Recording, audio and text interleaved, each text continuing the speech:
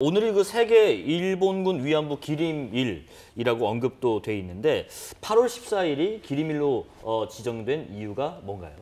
네, 그 1991년에 기존에 많은 연구자들이 일본군 성노예제 피해자가 있을 거다라는 것들을 좀 어느 정도는 확인을 했지만 실제로 그거를 증언하고 나선 분은 없었습니다. 그런데 1991년 8월 14일 날 김학순 할머님께서 내가 그 피해자다라는, 그러니까 다른 전쟁의 피해자들도 많이 있으나 이 피해는 쉽게 여성의 어떤 처지에서 얘기하기 어려운 부분들이 있었거든요.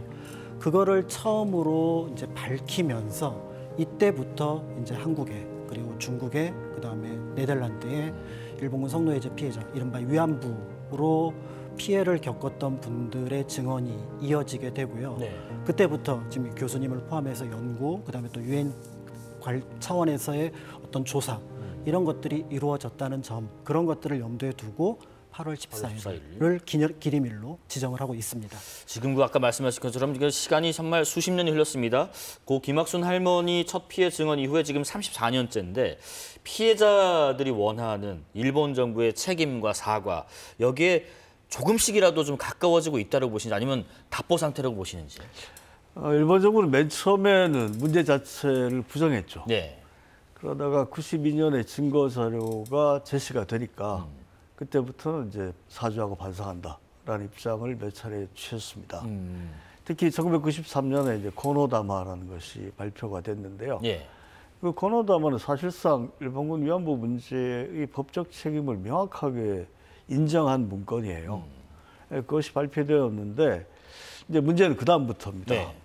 코노다마 발표 이후에 65년 청구권 협정에 의해서 법적 책임은 끝났다라는 입장에서 국민기금이라는 것을 만들었는데, 그 국민기금이 이제 한국인 피해자들에 의해서 거부가 되어서 실패를 했죠. 그리고 그런 과정에서 일본 사회 내에서 일종의 반발이 생겨났습니다. 그래서 97년 무렵부터 그 역사 부정 세력, 특히 그 중에서 이제 일본군 위안부 문제에 대해서 부정하는 세력이 생겨났죠. 그리고 그 흐름이 점점 커지다가 2012년 제2차 아베 내각 때부터 역사 부정이 일본에서 아주 빠른 속도로 확산되기 시작합니다. 그때부터는 일본군 위안부 문제를 부정하는 그와 같은 언변이 횡행했고요. 거꾸로 가고 있네요. 그래서 지금 현재로서는 일본 정부의 공식 입장은 제가 볼 때는 일본군 위안부 문제 자체를 부정하는 것입니다. 그러니까 93년에 가장 진전된 입장을 일단 보이긴 했지만 그 이후로 계속 퇴행을 해서 지금은 일본군 위안부 문제 자체를 부정하는 그와 같은 모습까지 보이고 있다, 이렇게 말씀드릴 수 있습니다. 지금 그 국내외에 위안부 소녀상을 설치해서 일본군 위안부 피해 사실을 알리고 일본 정부로부터 진정한 사과를 받기 위해서 노력하고 있는데, 2015년부터 서울 종로구 소녀상 옆을 지키던 시민단체가 철수를 하자 이 자리를 우익성향단체가 차지했는데, 관련 영상도 보고 이야기 이어가겠습니다.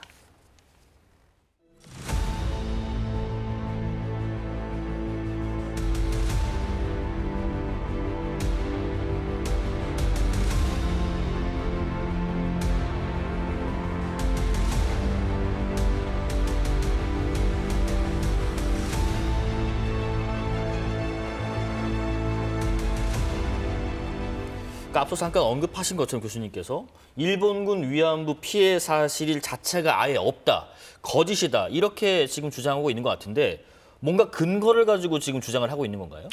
근거가 매우 박약합니다. 이 사실관계나 책임 부분에 대해서는 1990년대 초부터 수많은 이야기들이 있었죠. 피해자들의 증언이 있었고요. 그리고 유엔을 비롯한 국제기구의 각종 보고서가 있었습니다.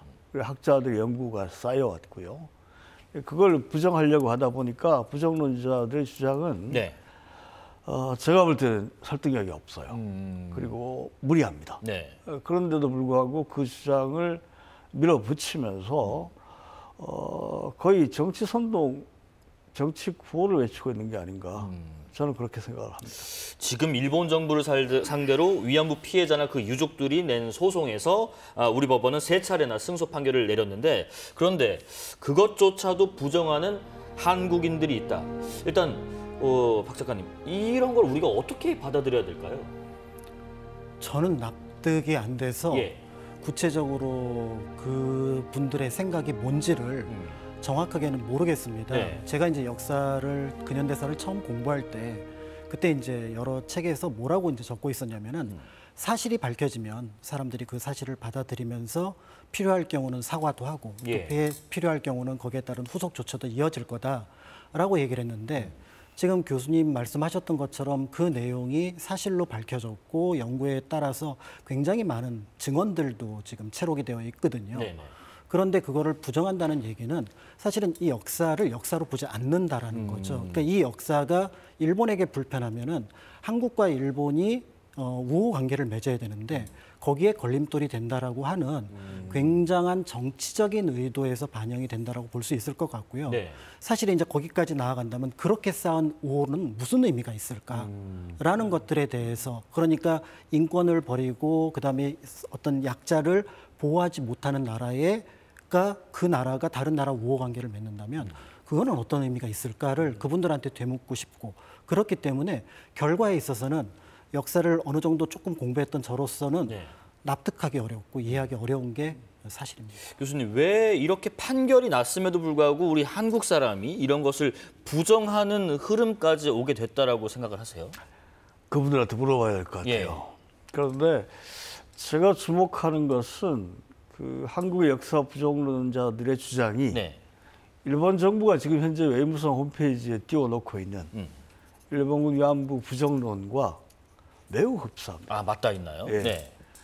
그래서 그 주장을 하는 분들이 왜 굳이 한국에서 소녀상 옆에서 일본 국기를 흔들면서 일본 정부가 하는 주장을 거의 판박이식으로 매주 수요 시위를 비난하면서 네. 피해자들에게 혐오의 발언을 쏟아내면서 하고 있는가? 그 부분에 대해서는 저도 알고 싶습니다. 그 이유를. 네. 지금 위안부 피해 증언이 사기라고 주장하고 또 소녀상을 모욕하는 이런 사태가 벌어지게 된 혐오, 이 혐오의 원인은 어디서부터 오게 됐을까 하는 생각도 듭니다. 작가님. 네, 저도 그 혐오에 대해서는 조금 의아할 수밖에 없고요. 네. 사실은 이제 조금만 시선을 넓혀보면은 이 일본군 성노예제 피해자, 이른바 위안부라고 하는 존재는 한국에만 있는 것이 아닙니다. 네네. 훨씬 더 많은 숫자가 중국에 있었고, 중국의 뭐 상해라든지 난징 가면은 이와 관련된 기념관 또는 박물관들이 있습니다. 심지어는 난징 같은 경우 리지샹 그 위안소 구지 같은 경우는 네네.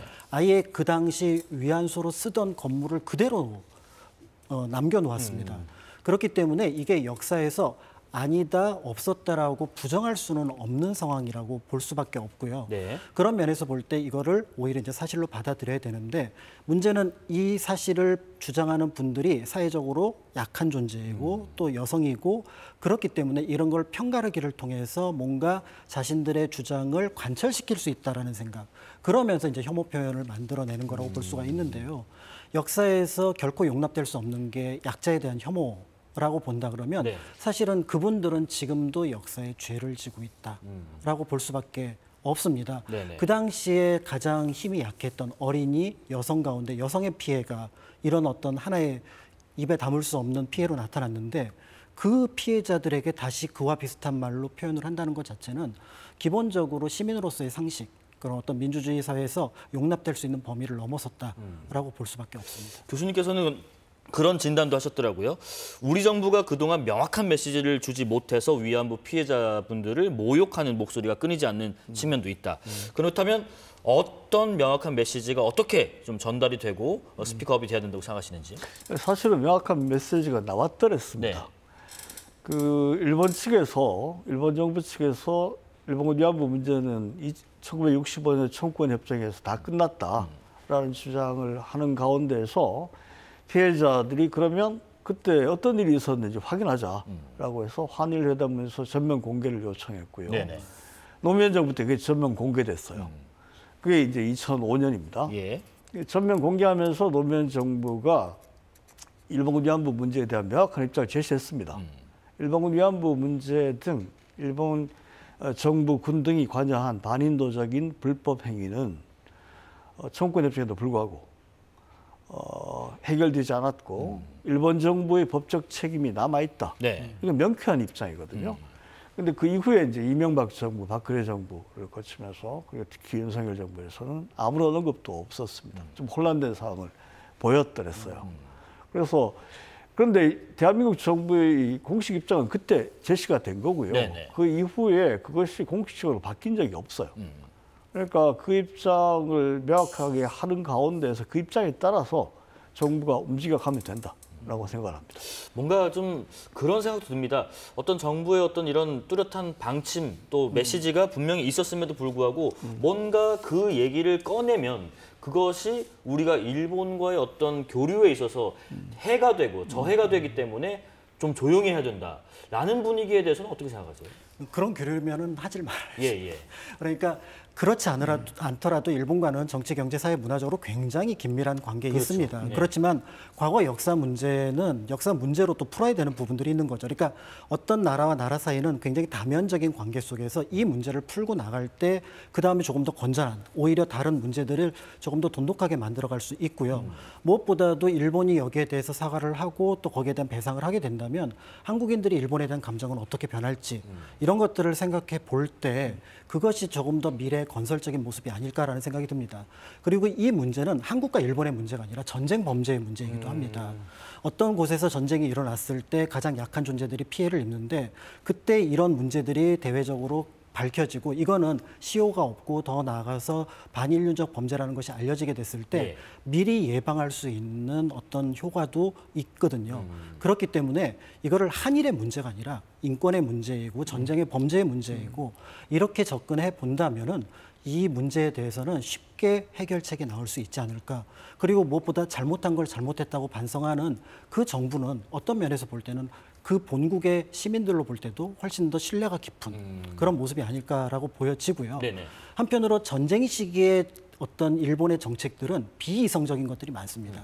근데 현재의 일본 정부는 이성적인 정부거든요. 근데 이성적인 정부가 왜 비이성적인 시대의 정부를 옹호하려고 하는지, 정당화하려고 하는지 저는 이것도 좀 납득이 안 되는 부분이어서 이 부분을 가지고 조금 생각을 해본다면은 이 문제는 그리 어려운 문제가 아니지 않나라는 생각이 듭니다. 어떤 접근법, 문제를 대하는 관점의 전환도 분명히 필요해 보입니다.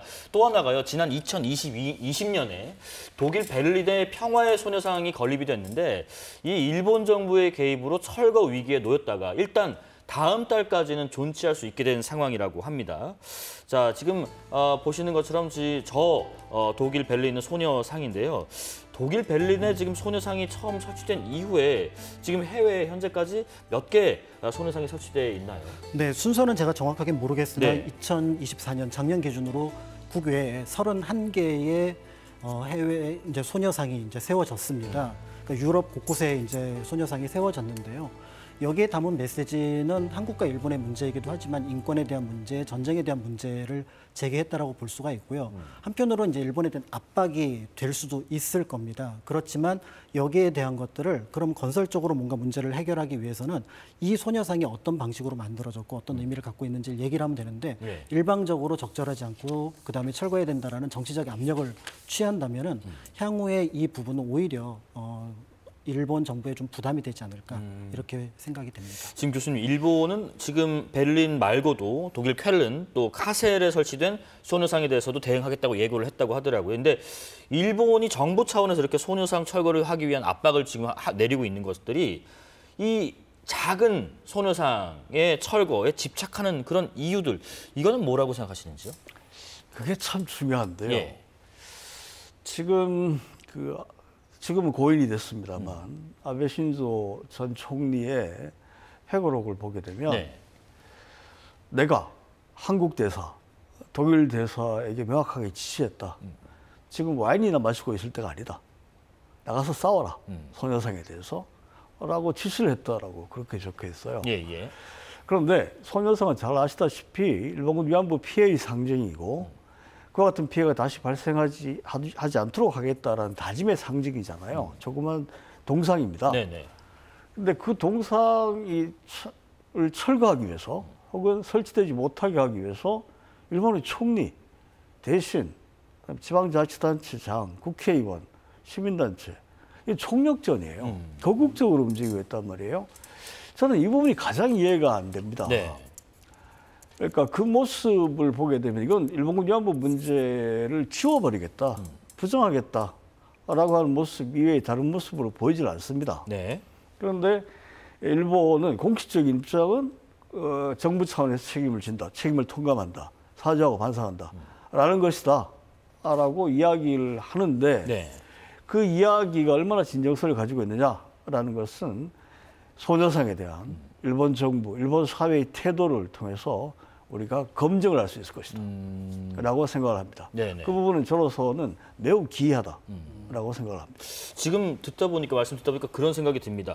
독일처럼 아까 작가님도 말씀하셨습니다만은 과거에 저질렀던 잘못을 좀 반성하고 인정했을 때 사과를 하면 안 되는 일인가 싶은데 이게 뭐 일본 사회 내에서 일본 국민들에서부터도 아까 정부 차원에서 이렇게 총력전을 펼치는 것처럼 비슷한 그런 흐름이 있는 건지 왜 일본군 위안부 문제의 피해를 인정하고 사과하지 않는 것인가 했을 때 일본이 얻는 것보다 잃는 것이 정말 그렇게 크게 많은가 어떤 생각 갖고 계세요?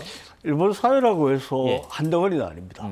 사실 일본군 위안부 문제가 일본 재판소에 4건이나 소송이 제기됐었거든요. 네. 관련해서 그 소송은 일본 시민들의 협력이 없었으면 노력이 없었으면 불가능했어요. 그리고 그 소송이 있었기 때문에 미국에서 소송을 제기할 수 있었고요. 그다음에 그 두 국가에서의 소송은 결국은 원고가 패소를 했습니다만 피해자들이. 네네. 그런데 한국에서 마침내 소송이 제기되어서 2021년에 그리고 2023년에 그리고 최근에 원고 승소 판결이 나왔거든요. 네. 근데 그 판결은 일본 시민들의 노력이 없었으면 불가능했어요. 그런 시민들이 있고요. 네네. 하지만 일본 사회 전반이 2012년 이후에 그 역사 부정 쪽으로 기울고 있는 것은 명확합니다. 그 일본의 정치 세력과 언론이 그쪽 방향으로 몰아가고 있기 때문이다라고 저는 생각을 하는데 네. 시민들 간의 대화, 국민들 간의 대화는 지속이 돼야 되고요. 그것을 통해서 일본 시민들과 우리가 함께 가야 됩니다. 그러니까 미래지향이라고 하죠. 그런데 미래지향이 과거를 지우자라는 이야기와 똑같이 네. 쓰여져요. 미래지향, 지향이라는 것은 어딘가를 향해서 나아간다는 거 아닙니까? 미래를 향해서 나아간다. 어떤 미래? 그걸 물어야 합니다. 일본군 위안부 문제를 부정하는 세력이 득세하는 그런 미래로 가자는 말이냐. 그건 단호히 거부할 수밖에 없죠. 그런 미래는 지향할 수가 없습니다. 네네. 일본군 위안부 문제를 함께 해결하는 한일 양국 시민들이 그래서 인권을 확산시키는 그런 미래로 나아가야 될 것입니다. 네, 작가님께도 한 마지막으로 여쭤볼게요. 올해가 광복 80주년이기도 하지만은 한일 수교 60주년이 되는 해기도 합니다. 그렇다면 우리 교수님 말씀하신 것처럼 앞으로 한일 관계가 관련된 어떤 원칙을 재확인해야 되는 부분이 있다면 어떤 부분들을 우리가 재확인하고 또 어떻게 우호 관계를 좀 이어가는 것이 바람직하다고 보시는지 들어보겠습니다. 네, 한국과 일본은 가까운 나라입니다. 그리고 경제적으로, 문화적으로 굉장히 깊은 연관성을 가지고 있기 때문에 여러 부분에서 함께 가는 것이 긍정적인 부분들이 많습니다. 그렇지만 이제 과거의 역사 문제 부분에 대해서는 1965년 한일 기본조약부터 다시 한번 살펴보면서 거기서 해결하지 못했던 부분들은 찾아낼 필요가 있을 것 같고요. 네. 이런 부분들을 정리해 나간다면 향후에 한국과 일본의 관계는 조금 더 좀 건전한 관계로 나아갈 수 있을 겁니다. 근데 그렇게 하기 위해서 우리는 일본 정부만 또 한국 정부만 보는 것이 아니라 지금 말씀하셨던 것처럼 일본 시민사회와 한국 시민사회가 건전한 상식 속에서 이 문제를 어떻게 바라볼 건가라고 하는 공감대를 만들어내는 것이 조금 더 중요한 상황이 되어버렸습니다. 이게 이제 정부에서는 그렇게 얘기를 하지만 정치권이나 언론이 왜곡하고 있는 상황이라면 네. 그런 면에서 볼 때 한국 사회에서 여기에 대한 공감대를 먼저 만들고 이게 단순하게 일본과의 문제가 아니라 미래를 향하기 위한 우리의 기본적인 소양의 문제다라는 것들을 인식하고 그리고 이제 일본에 대해서 어떻게 그 문제에 대해서 책임을 물을 건지에 대한 진지한 논의가 이루어진다면 일본 안에서도 그걸 받아들일 시민사회가 있고 그들의 힘이 조금 더 커진다면 그걸 바탕으로 한국과 일본이 소통해 나갈 수 있지 않을까 이렇게 생각이 듭니다. 예, 지금까지 박광일 역사작가 경북대 법학전문대학원 김창록 교수와 말씀 나눠봤습니다. 고맙습니다. 예, 수고하셨습니다. 자, 광복 80주년입니다. 그러나 아직도 광복을 맞지 못한 이들이 있습니다.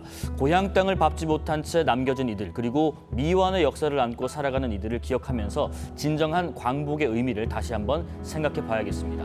8월 14일 목요일 특집 사사건건은 여기까지입니다. 다음 주에 뵙겠습니다. 시청해주신 여러분 고맙습니다.